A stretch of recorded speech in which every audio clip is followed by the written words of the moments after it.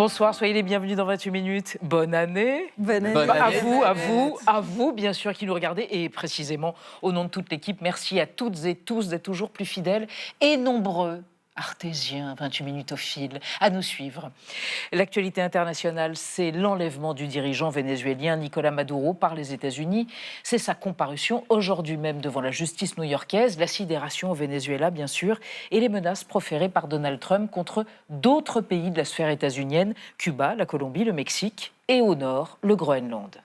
Right now, Greenland is covered with Russian and Chinese ships all over the place. We need Greenland from the standpoint of national security. And Denmark is not going to be able to do it, I can tell you. The European Union needs us to have it, and they know that. La doctrine Monroe 2026, contraction de doctrine Monroe et de Donald Trump, est-elle l'hubris sans limite et la main basse sans vergogne sur les ressources des pays voisins des États-Unis? A-t-on franchi un nouveau cap dans la destruction de l'ordre international? On en débattra ce soir avant de vous retrouver pour vos chroniques en fin d'émission, Marie Bonisseau et Xavier Mauduit. Et c'est le Dry January. ben voilà, le il nous défi de déprime. janvier, un mois sans alcool, l'occasion de retourner aux origines de la lutte anti-alcoolique, évidemment. C'est pour ça qu'avec Marie, on s'est habillés, vous l'avez vu, en litre 1. Vin, absolument. Donc Marie, même thème? Non. Non, des petits lézards, rien à voir. Je vous emmène en Californie où des lézards se livrent une guerre de territoire avec des techniques de combat qui sont proches du shifumi, le pierre-feuille-ciseau. Vous allez voir, c'est fascinant. À tout à l'heure. Et pour commencer, on démarre l'année avec Alex Lutz, comédien, cinéaste, humoriste, dont le dernier spectacle, Sex, Grog et Rocking Chair, vous avez bien entendu, illustre, ça le fait rire, la fameuse maxime, le rire et la politesse du désespoir, car il y est question en effet de la mort de son père, du temps qui passe et des conflits de génération. C'est poilant et émouvant, on le retrouve tout de suite.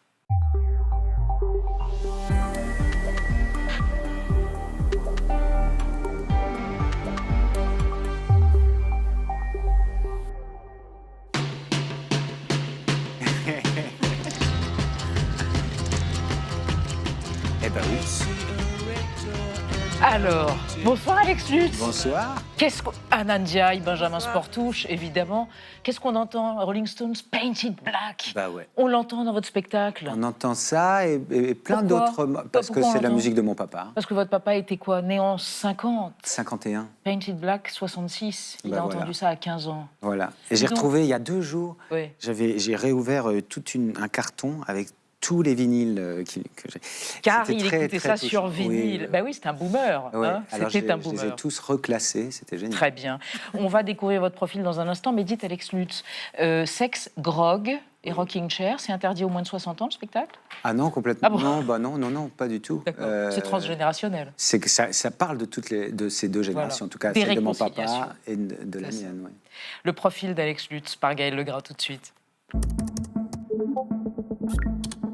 Alex Lutz, dans votre spectacle, vous tentez de réconcilier 3 générations, celle de l'après-guerre, la vôtre et l'actuelle. Mais vous évoquez aussi la mort de votre père.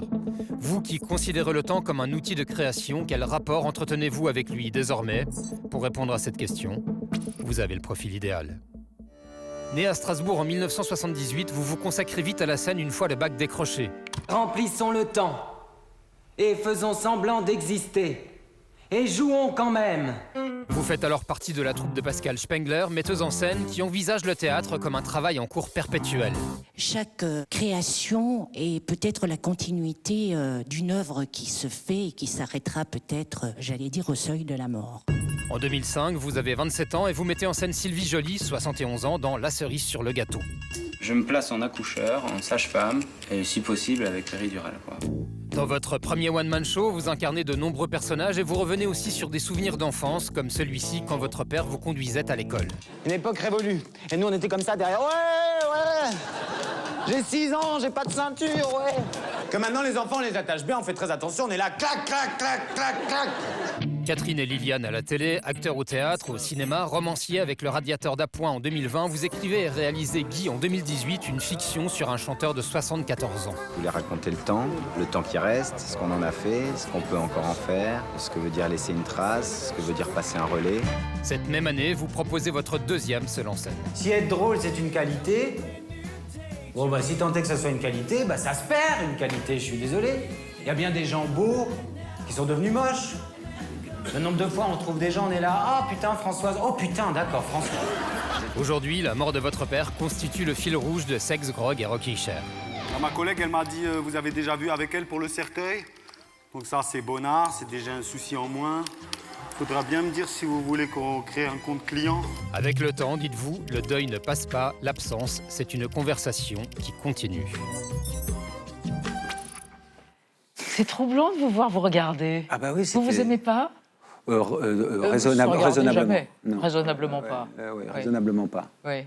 Est-ce que c'est vrai, Alex Lutz, que quand vous étiez petit, vous étiez un casque bleu, vous déminiez le moindre conflit en faisant le mariole et en montant sur une table, et ça marchait. Et c'est comme ça que votre vocation est née. Bah, c'est un peu en psychanalyse que j'ai découvert ça plutôt. Mais c'est vrai, oui, j'ai cru comprendre que apparemment je faisais plutôt rigoler pour désamorcer tous les conflits autour des de petites vous. mines. Oui. Ça. Oui, on pourrait vous utiliser à l'ONU. Mais ça pouvait être à l'école ou en famille ou quoi.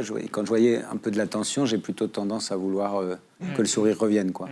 Il est question de Gérard Lutz, votre papa, dans ce spectacle, et vous dites à un moment donné, le but ultime de sa vie, c'était d'avoir toujours 17 ans. Et là, tout d'un coup, on se dit, mais c'était Rimbaud, quoi. Mais un peu piqué. Bien piqué, parce que dépressif sans doute depuis très très longtemps, mais c'est curieux, comme c'est une lame de fond, on ne se rend pas compte, on n'arrive pas vraiment à dater ça, l'état d'âme. Mais aimant la musique, étant très idéaliste, coupant un cheveu en 4, parfois de manière très très très compliquée. Et oui, il y avait de la poésie chez ce monsieur. Alors, ce monsieur fatigant, parce qu'avec le temps, c'était lourd aussi de porter ce type de vie-là, mais beaucoup de poésie. Je me rends compte dans le deuil ce que je lui dois et la part en moi, évidemment, bien sûr. Alors vous êtes passé par la psychanalyse, vous venez de le dire, mais c'est quoi? C'est un second Raisonnablement divan également. Pas assez longtemps. Pas assez long. Mais alors ce spectacle, c'est un autre divan quelque part ou pas? Parce que beaucoup. Non, je crois pas à ces trucs-là, moi. Le truc de je me suis soigné par un livre, la psychanalyse, il y a la psychanalyse. Et ça, je crois que c'est vraiment une chambre à soi très particulière et vraiment nécessaire à un travail de psychanalyse. En revanche, dans un spectacle, un livre ou un film, c'est plutôt comment on peut faire infuser des choses ou comment on peut rendre créatif des choses qu'on a à dire. Donc c'est assez agréable.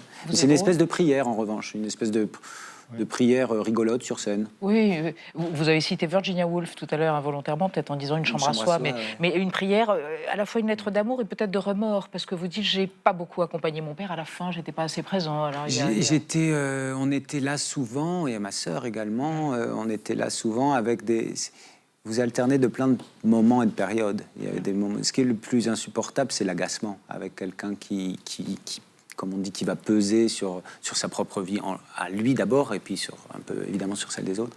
Alors, des fois, vous fermez la porte, après vous dites non, j'arrête, après vous, à corps perdu, vous aidez, après bon. Donc, il y a eu plein de rendez-vous émotionnels différents.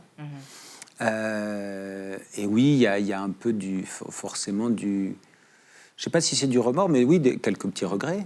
Mais c'est vrai que ce spectacle-là, en revanche, me permet de continuer. Ça, c'est une chance. Et c'est de pouvoir lui parler tous les soirs, de pouvoir rester en communication. Et c'est pour ça qu'il touche toutes les générations. Le principe de la réconciliation des générations est au cœur du spectacle. Les boomers, les plus jeunes, mais ça touche tout le monde. Oui, de toute façon, vu qu'on paume forcément quelqu'un, oui, je crois. On va évoquer avec vous, Alex Lutz, et avec Anna, justement, cette notion de boomer. Alors, il en est beaucoup question, mais alors, il paraît qu'il ne faut plus dire boomer. Alors, pourquoi? Non, parce que boomer, c'est un mot qui est discriminant et stigmatisant, au même titre que vieux. Et d'ailleurs, c'est pas moi qui le dis, c'est le Haut Conseil de la famille, de l'enfance et de l'âge qui a rendu public au mois d'octobre un plan de lutte contre l'agisme. Alors, plutôt que boomer, on vous invite plutôt à parler de seniors, d'aînés, de personnes avançant en âge. À la place de dépendants, eh bien, on préfère personnes vulnérables. Et plutôt qu'EHPAD, eh bien, il vaudrait mieux dire résidence. Donc, pour le Haut Conseil, mieux nommer les personnes âgées, c'est aussi mieux les traiter. Et leur objectif à terme, eh bien, c'est d'intégrer ces mots plus neutre, a priori, dans toutes les formations des professionnels de la santé et du secteur social. Est-ce que ça ne vous paraît pas un petit peu absurde qu'on ne puisse plus appeler un vieux un vieux? Non, j'en sais rien, parce que je me dis qu'après tout, toutes les évolutions de langage, on le voit bien, même avec des militants ou militantes actuellement, il y a des choses qui justement font bondir un peu les boomers, alors qu'en fait, ça devient le sens, et c'est tant mieux. Donc pourquoi pas? Moi, c'est plutôt les espèces d'euphémismes ou d'arrondis. Les euphémismes, l'euphémisation permanente. Je trouve ça... Je ne trouve pas... Ça dépend de l'intention qu'on met dans une manière de dire tiens, c'est une vieille chose ou c'est un... Ou ça constitue un handicap, par exemple. Je me méfie toujours de ça. Par exemple, j'en parle dans le spectacle, je dis mon père avait ce qu'on appelle avoir un petit souci avec l'alcool. De prostate. Oui. Bon, en fait, nous, on a mis 1000 ans à savoir que c'était de l'alcoolisme. C'est le mot, c'est alcoolisme, et ça n'est pas forcément discriminant. Mais moi, je me souviens que c'était très dur de finalement dire, c'est ce mot-là, peut-être, en fait. Et alors que on va dire, ou même pour quelqu'un qui va connaître la drogue, il a fait la fête récemment. Alors, faut pas non plus... tous les mots sont pas, je crois, des coups, quoi. Ils sont ce qu'ils sont. Bien dit de la part de l'homme qui écrit. Ouais. Et vous assumez qu'on rit pas tout le temps dans le spectacle, en fait. Non, ça serait relou. Ça serait relou de trop rire pour un spectacle. Non, mais si, moi, c'est un spectacle d'humour, alors on rigole, mais je veux dire... j'aime pas le mono-rire, quoi. Je trouve que c'est Enfin, j'aime pas le mono-sentiment. Même dans un film, j'aimerais toujours davantage sur les comédies d'humour, les comédies anglaises, par exemple, que je trouve fascinantes, parce qu'il y a toujours un moment donné où ça vous prend le cœur. Et je trouve que le rire et le drame, c'est quand même toujours une tresse qui se présente dans la vie. Moi, j'ai ri à l'enterrement de mon père.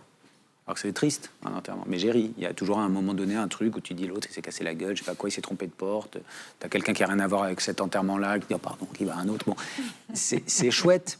Donc le rire se convoque dans des endroits de drame et le drame se convoque dans des endroits de rire. Donc il faut qu'un spectacle, ça ressemble à ça quand même. Enfin, vous dites à un moment donné, j'aime pas trop mon physique dans le spectacle. Mais alors après, il y a un moment absolument désopilant où vous jouez deux gonades, l'une plus haute que l'autre. Et alors là, je dois dire, votre physique est d'une souplesse et d'une elles sont accrochées par un petit filin. Elles sont accrochées. Oui. Avec une plus haute qui ne lâche pas sa camarade. Qui est très, elles sont très vulnérables. Et vous réussissez le tour de force de faire un truc qui est totalement trivial, voire plus, et en même temps avec une espèce de grâce totale. Oui, j'en fais des femmes vulnérables. C'est ça, les pauvres gonades. Dites, vous êtes un homme déconstruit parce que vous dites aussi à un moment donné, moi, un mec comme moi au 19e siècle, c'était Chopin le talent en moins qui mourait en 2 secondes de la tuberculose. C'est vrai. Heureusement que je vis aujourd'hui. Vous êtes déconstruit, Alex? Je ne sais pas si je suis déconstruit, mais je trouve que cette espèce de caricature de masculinité elle est lourde. Enfin, elle est pesante aussi. Enfin, elle n'est pas rigolote à porter, je trouve. Enfin, si vous pouvez la porter, si vous ressemblez à un truc... Mais vous n'avez pas les épaules. Il vous manque des petites boules et des muscles. Franchement, tu te vois 2 minutes, tu dis oh merde, je préfère... je trouve que c'est chouette que ça change. Merci Alex Lutz d'être passé, alors que vous allez démarrer ces quelques semaines au Cirque d'Hiver, ensuite une tournée dans toute la France, dans tous les territoires, et vous revenez en avril au Cirque d'Hiver. Et je reviens avec vos 2 chevaux, Nilo et Saint-Trope. Car vous êtes aussi un centaure. Et tout aussi raisonnablement. Mais c'est vrai qu'ils sont avec moi et ça amène une poésie, j'espère. Il est un paquet de trucs, cet homme-là, à lui tout seul. Merci d'être venu dans 28 minutes, Alex Lutz. Sexe, grog et rocking chair. Pour tout le monde. Et on va passer sans plus tarder à notre débat sur les conséquences du coup de force des États-Unis au Venezuela, préparé en secret, paraît-il, depuis des mois, qui a débouché sur l'exfiltration de son dirigeant, Nicolás Maduro, traduit aujourd'hui devant la justice new-yorkaise. Donald Trump menace d'autres pays dans le monde. Cet interventionnisme violent peut-il faire des émules? Le droit international est-il devenu, hélas, anachronique? On en parle après la mise au point de Sandrine Le Calvez.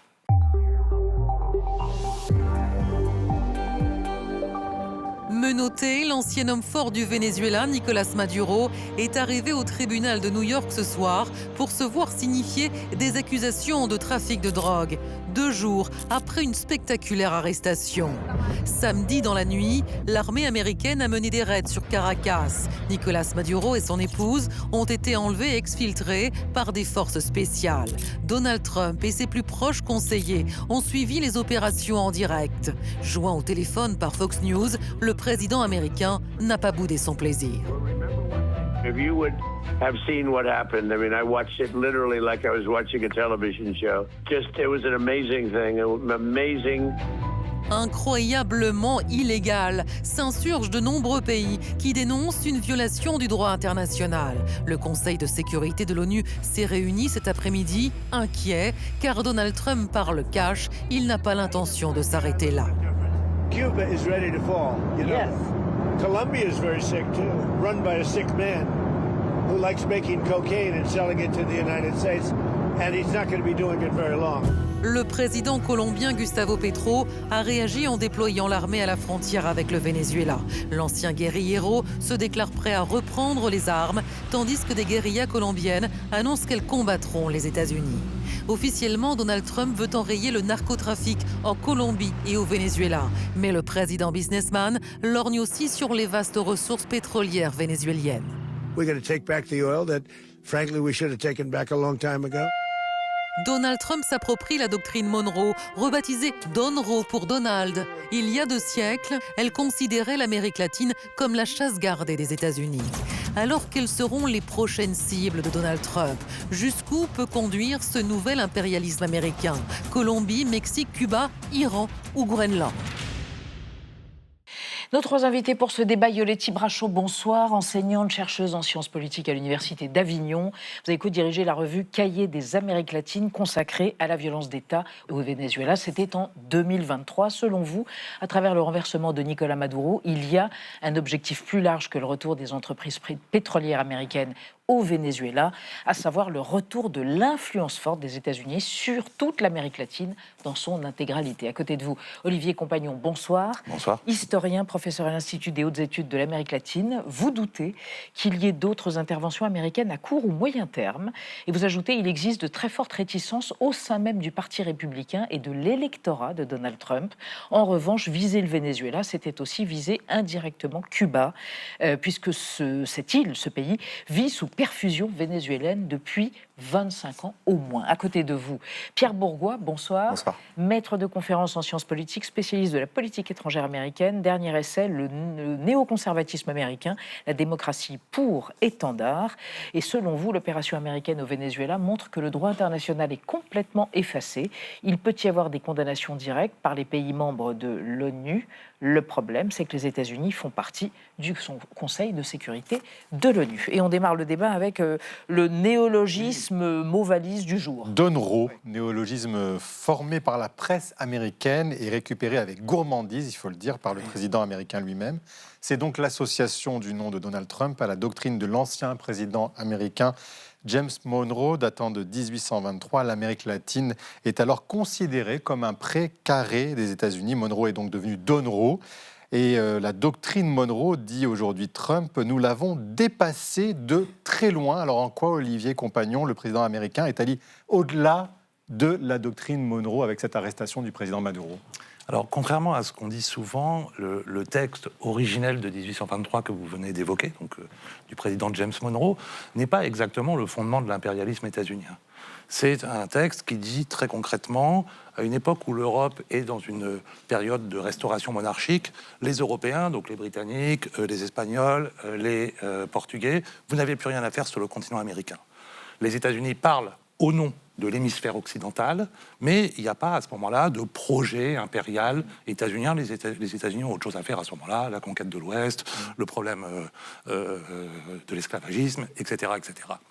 En vérité, ce à quoi on fait allusion aujourd'hui, c'est ce qu'on a ensuite nommé le corollaire Roosevelt, donc Theodore Roosevelt, 1904, à la doctrine Monroe, où là, effectivement, il y a la définition d'une vocation impériale états-unienne à destination de l'Amérique latine, après notamment un événement très important qui a été la libération de Cuba en 1898, c'est-à-dire la guerre hispano-américaine, mais en fait la mise sous tutelle par les États-Unis immédiatement de Cuba. Et là, c'est vraiment le début de l'expansion impériale qui va se traduire par toute une série d'occupations, d'invasions, etc. C'est à cela que Trump, aujourd'hui, fait allusion en expliquant effectivement qu'il reprend cette tradition qui, au fond, s'était un petit peu estompée à la fin de la guerre froide, enfin c'était même complètement estompé à la fin de la guerre froide, et il dit on va faire encore plus et encore mieux, ce à quoi, moi, personnellement, je ne crois pas vraiment. On va y revenir. Yoletti Brachot, vous qui êtes chercheuse franco-vénézuélienne, pour vous, c'est de l'impérialisme américain, ce qu'on voit aujourd'hui? Donroe, c'est une stratégie impérialiste? Ça, c'est très clair, mais de toute façon, il me semble qu'ils ne s'en cachent pas particulièrement. En fait, Donald Trump et Marco Rubio, ces derniers jours, ont dit très clairement, bon voilà, en fait, ce qui nous intéresse, c'est l'installation des entreprises pétrolières états-uniennes dans le pays. On n'est pas tout à fait dans une discussion sur quel serait un avenir démocratique pour le pays. Ce n'est pas du tout au cœur de la discussion. Il y a même, en fait, des leaders de l'opposition vénézuélienne traditionnelle, en fait, dont il serait possible de discuter, mais qui ont été aussi mis de côté. Là, en fait, ils sont dans un enjeu de s'arranger avec les figures qui sont restées au Venezuela, qui sont au pouvoir et qui, d'ailleurs, d'une certaine manière, représentent aussi Nicolas Maduro au pouvoir, s'arranger avec eux pour la suite des événements. Et Pierre Bourgois, les prochaines cibles, c'est quoi? Il faut s'attendre à ce que ce soit la Colombie, voire le Mexique. Donald Trump semble allant. Alors, c'est un sujet assez fascinant pour toute personne qui s'intéresse aux relations internationales, parce qu'en fait, il mélange plein d'éléments, des éléments idéologiques, économiques, vous l'avez dit, énergétiques. Oui, je pense que ce que vient de faire Donald Trump est un élément marquant. Pourquoi ? Parce qu'en fait, il ouvre finalement la porte à donc d'autres potentielles annexions de territoires. On pense évidemment au Groenland. Il a dit ouvertement, donc d'ici 2 mois, les choses évolueraient sur ce plan-là. On pensait aussi à Cuba, à la Colombie. Je dirais qu'il y a la sphère donc Amérique latine, ou même le continent américain en sens large, et il y a les relations internationales plus largement. Moi, je pense qu'on va peut-être en reparler par la suite, je pense que c'est aussi un signal très négatif, non pas seulement pour le continent américain, mais pour les relations internationales, évidemment, parce qu'en fait, ça envoie aussi, ça fait jurisprudence pour le cas de Taïwan, pour l'Ukraine. Par rapport à Xi Jinping et à la Chine. Exactement. Et donc je pense qu'il faut voir ce qui se passe là depuis une semaine, et depuis ces derniers jours, comme la continuité de quelque chose de plus large qui se joue déjà depuis plusieurs années, et je dirais même qui avait commencé avant Donald Trump. Mais pour rester dans les pays sud-américains, Olivier Compagnon, il faut s'attendre à quoi? Ils peuvent serrer les rangs et s'opposer à Trump, ces pays, la Colombie, le Chili. Alors, le Chili est plutôt en faveur de Donald Trump, mais qu'est-ce qui peut se passer? Ils veulent rester passifs, ceux qui sont hostiles à ce qui se passe là? Ce qui est compliqué, c'est qu'évidemment, l'Amérique latine ne parle pas d'une seule voix, parce qu'elle est relativement divisée politiquement. D'un côté, on a Javier Milei, ou le nouveau président élu, José Antonio Cast, qui va arriver au pouvoir en mars 2026, qui évidemment ont applaudi à l'enlèvement de Maduro et à l'opération américaine. Et puis de l'autre côté, effectivement, on a un bloc là qui s'est exprimé. Donc, oui, il y a une déclaration conjointe. Brésil, Chili, Chili, Colombie, Mexique, voilà. Et exactement. Et d'ailleurs, un des effets possibles de cette intervention, c'est effectivement de relancer, je dirais, des formes de coopération latino-américaine qui n'existaient plus, qui étaient, disons, qui avaient beaucoup souffert au cours des dernières années. Alors après, moi, à titre personnel, je ne pense pas en même temps, j'avais dit il y a peu de temps qu'il n'y aurait pas d'invasion du Venezuela, donc je ne suis pas devin. Je ne suis pas devin. Mais non, je n'ai pas l'impression que de véritables opérations terrestres. Par exemple, pour en finir une fois pour toutes avec le chavisme, puisque là, aux dernières nouvelles, le gouvernement maduriste est en place sans Maduro et les choses continuent. Mais je ne pense pas que de nouvelles opérations terrestres puissent véritablement avoir lieu. L'ouverture d'un front, tout simplement parce que d'abord, Trump a fait campagne contre cela. Il a rappelé la tradition isolationniste, etc. Et puis son électorat, électorat ne souhaite pas cela. Ça renvoie quand même à des souvenirs pour des raisons économiques. Et puis même, quand même, je veux dire, le départ d'Afghanistan il y a quelques années, les images de la déroute afghane, en quelque sorte, c'était pas vraiment extraordinaire. En revanche, ce que je pense, c'est qu'effectivement, il y a une cible indirecte, qui est d'ailleurs peu citée, ni par Trump, ni par Marco Rubio, qui est Cuba, effectivement. Dans la mesure où, si effectivement le gouvernement vénézuélien venait à tomber, qu'il y ait vraiment une transition au Venezuela, il est probable que Cuba tomberait dans la foulée, puisque Cuba, complètement asséché à la fin des années 90, n'a dû sa survie qu'à, comme je le disais, la perfusion énergétique, notamment de pétrole vénézuélien depuis l'arrivée de Chavez au pouvoir en 99. Alors, le Venezuela, Cuba, mais peut-être aussi demain le Groenland. En tout cas, regardez le tweet de Katie Miller, l'épouse d'un proche de Donald Trump, qui partage cette carte bientôt avec le drapeau américain sur le Groenland. Yoleti Bracco, est-ce que c'est une menace qu'il faut vraiment prendre au sérieux? Est-ce que demain, les États-Unis peuvent s'emparer du Groenland? En tout cas, pour moi, ce qui est important, c'est que même si, effectivement, il n'y avait pas, par exemple, d'invasion en tant que telle au Venezuela, ou si même il n'y avait pas forcément une prise de territoire, cette menace militaire, elle conditionne, là, concrètement, ce qui se passe pour les pays du continent américain au sens large et plus loin, aux intérêts états-uniens, en fait. Concrètement, ça veut dire quoi? Ça veut dire on vous a montré qu'il est possible d'arriver avec la force armée états-unienne et de prendre la tête d'un gouvernement. On vous a montré, en fait, qu'on a la force de le faire, donc tenez-vous à nos intérêts ou potentiellement des choses peuvent arriver. Et cette menace, elle est, en fait, puisqu'elle s'est concrétisée, elle peut tout à fait conditionner les décisions politiques et économiques. Et cette menace, elle existait par ailleurs, auparavant, aussi par un biais tout à fait économique. Récemment, on a vu Donald Trump conditionner en fait, la relation à l'Argentine par rapport aux résultats des mi-mandats. Législatives. Voilà. La même chose, en fait, par rapport à la condamnation de Jair Bolsonaro au Brésil. Donc, en fait, concrètement, oui, on voit qu'il il s'agit de dire qu'en plus de l'action concrète militaire, la menace existe déjà et elle a déjà des effets concrets en termes politiques. Oui, et du Groenland. Si on doit, alors c'est toujours délicat parce que les événements se déroulent en ce moment, mais si on doit prendre un peu de distance sur tout ce qui se passe, je dirais aussi, non pas raison gardée, mais si nous faisons un peu d'histoire des relations internationales, en fait, ce n'est pas nouveau. Les États-Unis ont toujours lorgné et ont toujours eu un regard sur l'Amérique latine. Évidemment, vous êtes spécialiste de la région, donc vous le savez bien. Dans les années 80, on a eu plusieurs tentatives de coup d'État sous Reagan, même sous Bush père également. Je pense à Grenade, au Panama, évidemment. Donc ce n'est pas nouveau. Ce qui a pour moi le point de bascule, ce qui a, je trouve en tout cas d'assez différent aujourd'hui, c'est que Donald Trump finalement assume ouvertement l'aspect prédateur de la puissance américaine. Pendant la guerre froide, on avait, avec l'opposition contre l'URSS, on avait un semblant en tout cas on affichait la promotion de la démocratie, les droits de l'homme, des valeurs universelles. Aujourd'hui, moi c'est ça qui me frappe, c'est que dans la rhétorique même de Donald Trump, on a ouvertement un président américain qui dit « nous avons besoin de ressources pétrolières ». Le Groenland est un intérêt stratégique direct, c'est-à-dire qu'il n'y a même plus les oripeaux de la démocratie. Donc c'est peut-être ça le nouveau monde dans lequel on est en train d'évoluer et qui en tout cas va donner peut-être aussi des idées à la Chine et à la Russie qui a déjà commencé de toute façon. C'est l'idée que dans ce monde-là, finalement, les valeurs, le droit international, c'est en retrait et désormais seul compte finalement les intérêts stratégiques directs au-delà de la morale. Oui, alors ces visées hégémoniques sur le Groenland, eh bien, elles inquiètent l'Union européenne. Écoutez cette mise en garde en quelque sorte de la porte-parole des affaires étrangères de l'Union européenne. The EU will continue to uphold the principles of national sovereignty, territorial integrity, and the inviolability of borders and the UN Charter. These are universal principles and will not stop defending them. All the more so if the territorial integrity of a member state of the European Union is questioned. Olivier Compagnon, ça fait le poids face à Donald Trump, ce genre de déclaration? On a l'impression que c'est très petit bras. C'est assez petit bras, effectivement. Et je pense que ce qui fait davantage le poids, c'est la présence d'autres acteurs en Amérique latine aujourd'hui. Par rapport à ce qui vient d'être dit, je suis tout à fait d'accord, il y a une sorte de rejeu de la guerre froide. Ce qui s'est passé à Caracas renvoie à Grenade en 83, à la République dominicaine en 65, au Guatemala en 54, à la nuance près qu'à l'époque, l'Amérique latine, au fond, les différents pays d'Amérique latine devaient avaler toutes les couleuvres parce qu'ils étaient entièrement dépendants des États-Unis, commercialement, financièrement. Aujourd'hui, quand même, la donne a complètement changé. La Chine est le premier partenaire commercial de l'Amérique du Sud, pas de l'Amérique latine, mais de l'Amérique du Sud.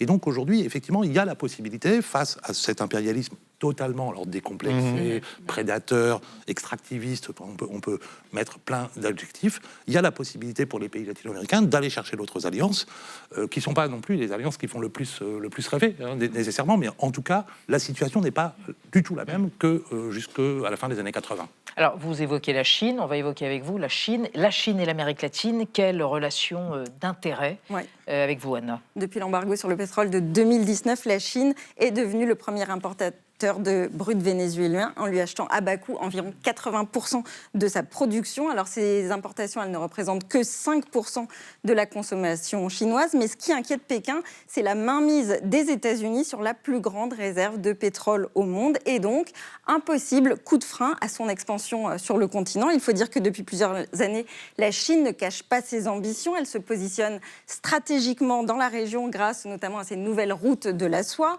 Non seulement elle finance des infrastructures et des projets énergétiques énormes, mais elle est aussi devenue le premier partenaire, vous le disiez, commercial de plusieurs pays, le Pérou, le Brésil, l'Argentine, le Chili. Et d'ailleurs, en 2024, les échanges avec l'Amérique latine ont atteint, regardez, 518 milliards de dollars. C'était 10 milliards en 2000, ce qui permet en retour à la Chine de sécuriser ses approvisionnements, notamment en cuivre, en lithium, en pétrole et en soja. Et puis, dernière preuve de la volonté de se maintenir dans la région, Pékin a dévoilé il y a 3 jours sa nouvelle feuille de route en Amérique latine pour y renforcer son influence du Panama jusqu'au Venezuela. Pierre Bourrois, qu'est-ce qu'elle dit précisément, cette feuille de route ?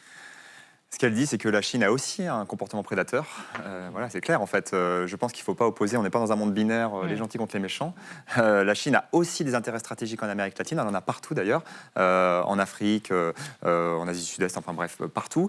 Et je dirais que ça avait commencé, c'est pour ça que tout à l'heure j'ai mis la temporalité bien avant Donald Trump. C'est-à-dire que depuis déjà 2 décennies, on se rend compte du côté américain, ça avait commencé lors du second mandat de George W. Bush, ça a été évidemment la stratégie du pivot asiatique de Barack Obama, lorsqu'il a été élu en 2008. C'est-à-dire que depuis déjà 2 décennies, les Américains se rendent compte qu'avoir mis la focale, en tout cas de manière peut-être trop importante sur le Moyen-Orient, on en oubliait que la Chine grappillait des marchés partout, dans certaines régions du monde en tout cas. Et donc pour vous, cette opération au Venezuela, c'est aussi une manière de dire ici, c'est chez nous, c'est l'Amérique. Évidemment, de contrer l'influence chinoise dans la région. C'est pour ça que je disais tout à l'heure que c'est passionnant parce qu'il y a à la fois dramatique, mais en fait, ça mélange des aspects idéologiques, économiques, énergétiques, géopolitiques. Il y a un peu de tout. Et évidemment que derrière cette opération, il y a aussi contrer l'influence chinoise dans la région. Ça, c'est clair. Yoleti Brachot, en fait, l'enjeu du pétrole est majeur et Donald Trump ne s'en cache pas. Il veut faire revenir les compagnies pétrolières américaines, qui pour l'instant sont pas forcément partantes d'ailleurs. Oui, en fait, moi, ce qui me paraît aussi important, c'est que récemment, il disait le Venezuela doit rendre aux États-Unis le pétrole qu'il lui a volé. Bon, commençons... Suite aux nationalisations qu'il y avait eu il y a quelques années par Chavez. Mais justement, les nationalisations en fait, de pétrole vénézuélien, en fait, des entreprises pétrolières, c'est les années 70. En fait, ça date d'il y a vraiment longtemps. L'entreprise pétrolière vénézuélienne, elle est co-construite aussi par les Vénézuéliens. Et en fait, je tiens à en dire... Mes grands-parents, mes parents ont aussi participé à la construction de cette entreprise. Ça veut dire années 50 et après. Donc en fait, concrètement, quand Trump dit qu'il vient récupérer en fait fondu, en fait concrètement non. En fait, ça pose une grande question aussi parce que dans toutes ces discussions-là, il y a une question centrale, c'est les Vénézuéliens, notre avenir, notre décision sur notre pays, sur notre économie, sur notre potentiel démocratie. Et là, concrètement, on se rend compte en fait que dans cet impérialisme nouveau, justement, ces enjeux-là sont complètement mis de côté. Et ce pétrole fait partie aussi de ce qui a été en fait la base de la construction nationale contemporaine vénézuélienne. Donc concrètement, quand on s'attaque à ce pétrole, quand on vient le chercher, on vient aussi nous chercher nous en tant que Vénézuéliens. Mais Olivier Compagnon, est-ce qu'on ne s'est pas complètement planté sur l'interprétation d'America First? On pensait que c'était un protectionnisme américain. En fait, quelque part, c'est là où il y a des intérêts américains. Eh bien, ça concerne les États-Unis. C'est ça qui nous dit Trump aujourd'hui. Alors, c'est la vision que, effectivement, c'est le narratif que Trump est en train de construire à la suite de cette intervention. Et dans le même temps, je ne suis pas convaincu que l'ensemble du Parti républicain et que l'électorat partagent entièrement cela. Je me demande dans quelle mesure, justement, il n'y a pas une rupture aussi qui est en train de se faire entre... En tout cas, c'est des choses que j'ai pu... et je pense que Pierre est plus compétent que moi en la matière, mais que j'ai pu lire dans la presse états-unienne ces 2 derniers jours. Le parti serait fracturé, le Parti républicain de début de fracture, parce que, effectivement, l'ouverture d'un nouveau front, avec le coût, ne serait-ce que le coût que ça représente, ne serait certainement pas très bien accueilli par... À la différence qu'America First, c'est un refus de l'enlisement. De l'enlisement qui avait été sous Obama, évidemment, George W. Bush, au Moyen-Orient notamment. Là, il n'y a pas de volonté d'enlisement. Il y a volonté d'envoyer un message clair pour protéger les intérêts américains. Je ne sais pas ce que dira la base MAGA. En fait, tout dépend de l'interprétation de l'opération. La base de Trump. Si l'interprétation, c'est de dire nous allons récupérer ce qui nous a été volé, nous allons contrer l'influence chinoise et nous allons protéger nos intérêts stratégiques, je pense que la base ne dira rien. Si en effet l'idée c'est de dire nous allons nous implanter pendant 10 ans pour mettre en place un régime type démocratie occidentale, là en effet, mais je ne pense pas que ça soit la stratégie de Donald Trump. Ouais, mais ce qu'on ne comprend pas, c'est sur la Russie. Olivier Compagnon, il est en train de chercher un accord sur l'Ukraine et en même temps, là, c'est un coup dur pour la Russie puisqu'elle a noué des accords avec le Venezuela sur l'exportation du pétrole. C'est un coup dur pour la Russie, c'est un coup dur pour l'ordre international, puisque effectivement, au moment où on cherche un accord sur l'Ukraine, on a une opération d'invasion du Venezuela qui donc semble indirectement pouvoir légitimer ce qui s'est passé il y a 4 ans entre Russes et Ukrainiens, sans compter qu'effectivement ça pourrait être aussi interprété comme une autorisation, entre guillemets, pour la Chine, par exemple, d'envahir Taïwan. Et c'est là qu'il y a un abîme, en quelque sorte, qui s'ouvre sous nos pieds. Et puis la question, c'est le « on », c'est qui « on » Parce qu'en fait, moi, je ne vois pas de communauté internationale. Alors, il y a eu une réunion du Conseil de sécurité de l'ONU en urgence. C'est utile ou c'est... On a l'impression que le Conseil de sécurité et les institutions sont devenus quasiment obsolètes vu l'attitude de Donald Trump. Là aussi, ce n'est pas nouveau. Alors, je ne veux pas faire un cours de théorie des relations internationales ici, mais on se rend compte qu'ici, entre la puissance et le droit international, il y a un jeu d'équilibrisme qui est compliqué. Et on ne découvre pas aujourd'hui les limites du droit international. Je parlais tout à l'heure du Moyen-Orient, la guerre en Irak, 2003. Bon, voilà, les États-Unis sont membres du Conseil de sécurité de l'ONU permanent. C'est les limites du droit international. Voilà. Mais Yoleti Brachot, vous avez signé une tribune dans Le Monde aujourd'hui sur le Venezuela. Mais est-ce que le Venezuela, comme l'Amérique latine, peuvent se transformer en bourbier aussi pour Trump ou pas? Est-ce qu'il y a cette menace-là? En tout cas, sur le Venezuela, ce qui est important à savoir, c'est qu'en fait, il n'y a pas que des acteurs armés étatiques, il y a des acteurs armés non étatiques. Tout le monde n'est pas tout à fait d'accord avec ce qui est en train de se passer aujourd'hui. En fait, les enjeux de souveraineté sont importants en fait, dans le pays. Et concrètement, l'instabilité en termes de violence et de violence politique au Venezuela peut effectivement avoir des conséquences de par ailleurs dans le continent, notamment en fait avec la Colombie voisine, où en fait justement les conflits colombiens s'est transnationalisé, on est allé vers le Venezuela, mais aussi en même temps en fait les acteurs armés vénézuéliens se sont aussi transportés vers la Colombie et l'Amérique latine. Donc c'est vrai qu'il y a un danger en termes d'embrassement qu'il ne faut pas négliger. Oui, Olivier Combien, parce que quand on voit ce que dit Donald Trump, enfin ce qu'il a tweeté, fuck around, find out, c'est-à-dire où je suis, vous allez me trouver. En tous les cas, je n'ai peur de personne. On se dit qu'en effet, il n'a pas de limite, mais qu'en même temps, il peut y avoir des obstacles et on ne sait pas où il va, par exemple, au Venezuela. Et en même temps, de manière un peu provocatrice, j'ai envie de vous dire, il ne s'est pas passé grand-chose au Venezuela. Certes, une intervention très spectaculaire, mise en scène, etc. On a vu les images de Maduro offert. Exfiltré. Voilà, et non, mais surtout offert comme Saddam Hussein avait été à l'opinion avec ses menottes, etc. Bon, ok, mais enfin, aux dernières nouvelles, il y a eu une transition officialiste au Venezuela. Enfin, la vice-présidente a pris le pouvoir avec le soutien de l'armée. Le régime autoritaire et répressif qui était celui de Maduro est toujours en place. Et là, on attend de voir ce qui va se passer dans les jours et les semaines qui viennent. Mais c'est difficile de prévoir ce qui va se passer. Comment réagissent les Vénézuéliens, Comment réagissent-ils? Ils sont en état de sidération ou de...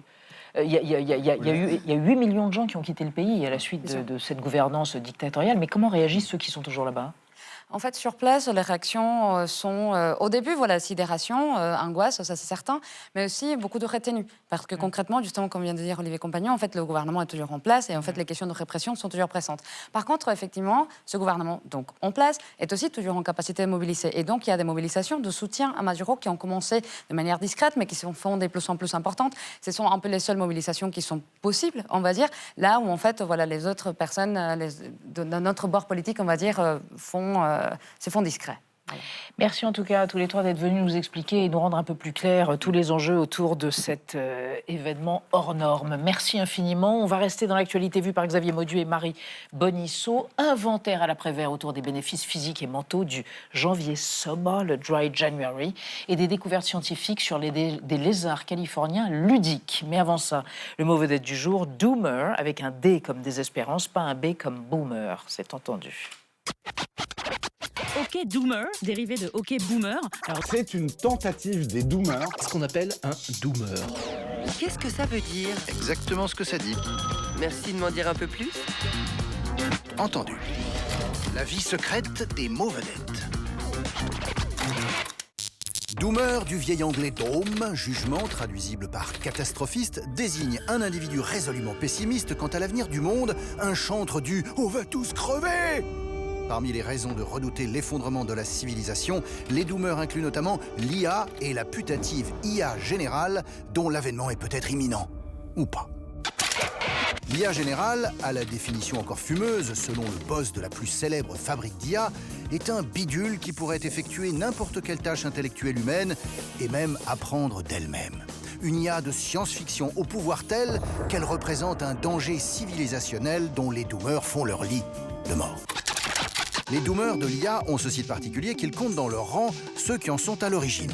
Patrons, chercheurs, pères fondateurs, ils ont les grosses miquettes. L'IA est bien plus dangereuse que les armes nucléaires. Elle pourrait probablement prendre le contrôle de la planète entière. Il y a 25% de chances que les choses tournent vraiment très mal.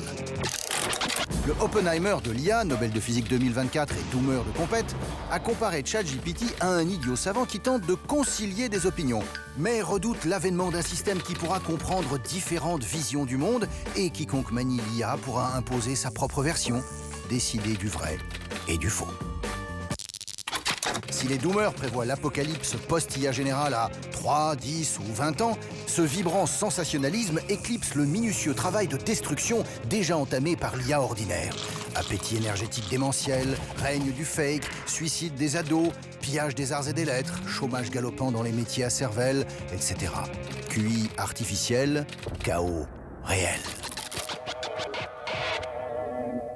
C'est joyeux, merci Thibaut Nolte. Mais vous êtes là, Marie Bonisseau, Xavier Mauduit, aux couleurs d'un Bourgogne absolument délectable. Sauf que, Dry January.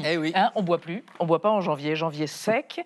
Et alors ça séduit de plus en plus de gens avec des campagnes de santé publique portées par les associations. C'est vrai, par les associations, oui. Ouais, et donc vous nous mettez de l'histoire dans notre vin. Bah oui, un petit peu quand même, il faut toujours un peu d'histoire. Elisabeth, nous partons le 16 août 1871, parce que c'est ce jour-là que le docteur Théophile Roussel, député de la Lozère, présente à la Chambre des députés donc une proposition de loi pour réprimer l'ivresse publique et pour combattre les progrès de l'alcoolisme. Progrès de l'alcoolisme, parce que c'est ça tout l'enjeu pour cet homme qui est médecin et qui, à l'instar des médecins de son temps, est très porté par les questions d'hygiène. Oui, il constate en fait que l'ivresse est condamnée depuis longtemps. Là-dessus, il n'y a pas de problème. C'est une ivresse qu'il appelle l'ivresse titubante des rues. Vous voyez, cette ivresse avec l'ivrogne qu'on connaît, qu'on voit dans la rue, sauf que désormais, pour lui, il y a un tout autre problème. Quel est ce problème? Eh bien, déjà, lui, il adopte une démarche comparatiste, c'est-à-dire qu'il observe ce qui se passe dans les différents pays, quelles sont les politiques pour lutter contre l'alcoolisme, et il constate que c'est aux États-Unis que naissent des sociétés de tempérance. Sociétés de tempérance, vous voyez, c'est une association, alors c'est souvent lié à la religion aux États-Unis, l'idée c'est de lutter contre l'alcoolisme. C'est aux États-Unis aussi que sont nés des hôpitaux pour ivrognes. Et pour lui, c'est pas un hasard, parce que ces institutions sont là pour répondre à un nouveau problème qui est lié à de nouvelles boissons. Le cidre, le vin, la bière, ça on connaît, ça dépend des régions. C'est souvent le moyen le plus efficace pour pas tomber malade plutôt que boire de l'eau qui est plus ou moins douteuse. C'est ces boissons-là qui provoquent l'ivresse titubante, celle qu'on voit dans les rues. Ouais. Sauf que désormais, il y a ces nouvelles boissons qui posent un véritable problème. Le vin, le cidre, la bière est concurrencé par des boissons spiritueuses, c'est-à-dire avec énormément d'alcool. Pourquoi aux États-Unis? Parce qu'aux États-Unis, vous avez la proximité des Antilles, le rhum qui arrive.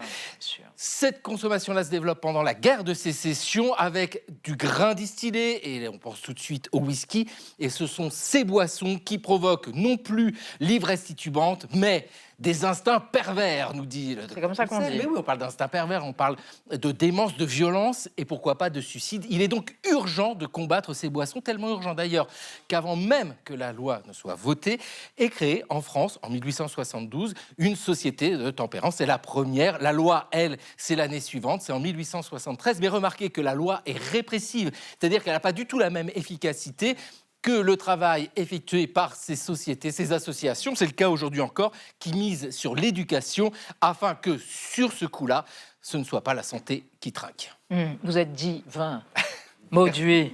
Bon, Marie, alors, en Californie, des petits lézards jouent... Non, je ne peux pas le croire. À Shifumi? Si, un peu. Ah ouais? À peu près. Ah ben, racontez-nous. Pendant la saison des amours, je vous ai trouvé une version reptilienne du Shifumi. Alors, juste pour rappel, nous, les humains, comment on y joue? Avec nos mains. Pierre, feuilles, ciseaux. Voilà, t'as perdu, tu vas descendre les poubelles. Alors, c'est un jeu. Tout le monde dit que c'est du hasard, ce jeu, mais il y a de la probabilité, il y a de la psychologie dans ce jeu. Si on joue bien à Shifumi, il y a de la stratégie, c'est joué depuis des millénaires dans plein de cultures, alors avec évidemment des variantes.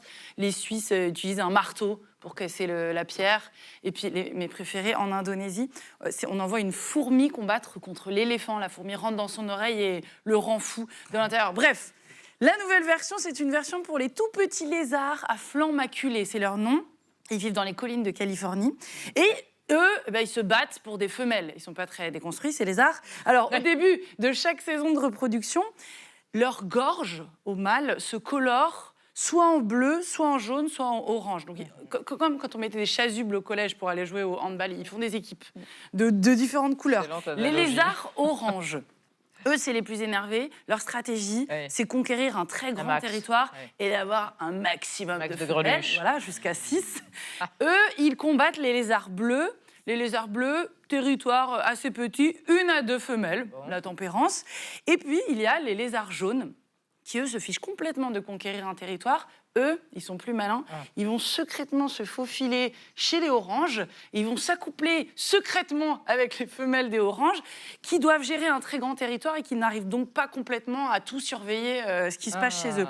Et voilà comment vous avez un triangle de force parfaitement équilibré. Il y a 2 biologistes américains dans les années 90, Sinervo et Lively, qui ont passé des jours à observer ces petits lézards et qui ont été inspirés par la théorie des jeux, théorie mathématique, en 96. Ils publient, ils disent « Les lézards de Californie jouent à Shifumi ». Et ils pondent carrément, c'est ça qui est passionnant, un modèle mathématique pour expliquer les stratégies de ces lézards. Alors depuis, il y avait un grand débat chez les scientifiques pour savoir si ces 3 couleurs de gorge, ces 3 équipes, est-ce que c'était lié à des différences génétiques entre lézards ou est-ce que c'était une évolution, une adaptation à leur environnement? Grande question à chaque fois de fond. La réponse, elle a été publiée que là, en début 2026, parce que ça a pris des années pour réussir à séquencer l'ADN d'un petit lézard. Résultat, les successeurs de ces 2 biologistes, Sinarvo et Lively, ont découvert que c'était les 2 un peu génétiques. À la base, il existerait des bleus et des jaunes. Et puis ensuite, à force de jouer à Shifumi, ils ont évolué et les mâles oranges sont apparus. Et ça a créé un triangle qui s'est stabilisé en un cycle parfait. La nature a réussi sur ce coup-là des équations mathématiques complexes, plus complexes. Moi, j'ai toujours été nulle en probabilité, mais je retiens le coup du Shifumi pour choisir les partenaires. Qui descendront les poubelles, évidemment. Merci Marie, merci à tous. On se retrouve demain, évidemment, à 20h05. Tchuss.